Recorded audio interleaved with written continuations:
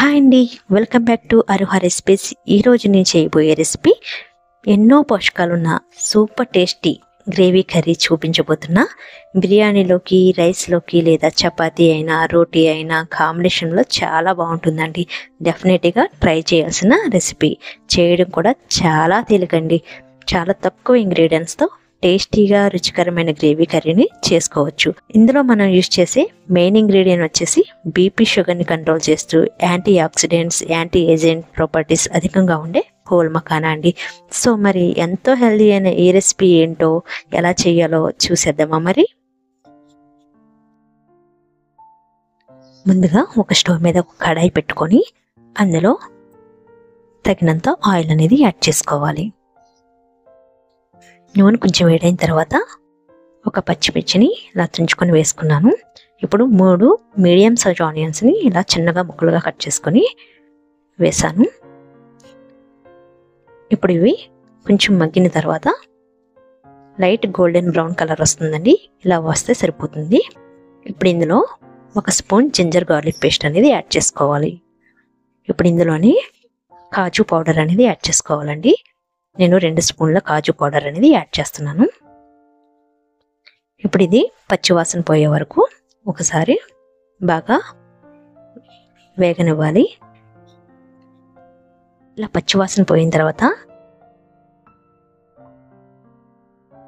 2 medium size టమాటాలని paste చేసి వేసుకుంటున్నాను.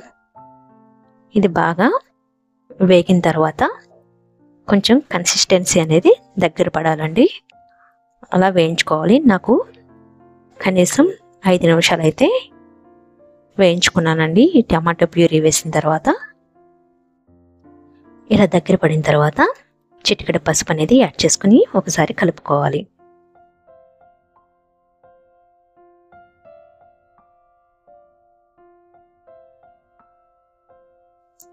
ఇలా కలిపిన తర్వాత టమాటో ప్యూరీ తీసుకున్నాం కదండి, అదే కప్తో 2 కప్పుల హోల్ మకానా అనేది యాడ్ చేసుకోవాలి. ఇలా యాడ్ చేసుకొని ఒకసారి బాగా ఆ గ్రేవీ అనేది దీనికి పట్టేటట్టుగా బాగా ఒకసారి కలుపుకోవాలి. మనం ఇలా కలుపుతుండగానే దగ్గర పడుతూ ఉంటుంది.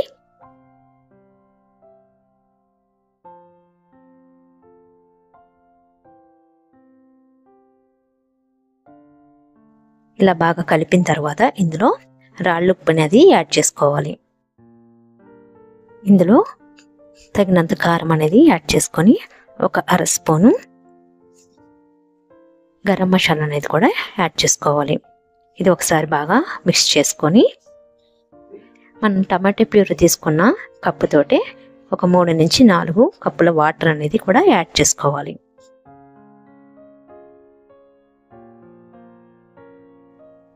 ఇప్పుడు ఇది ఒకసారి మరొకసారి కలుపుకొని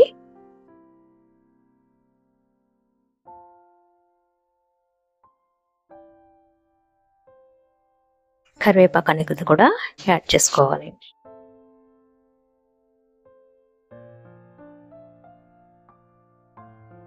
ఇప్పుడు దీనిని మూత పెట్టి 5 నుంచి 6 నిమిషాల పాటు ఉడకనివ్వాలండి.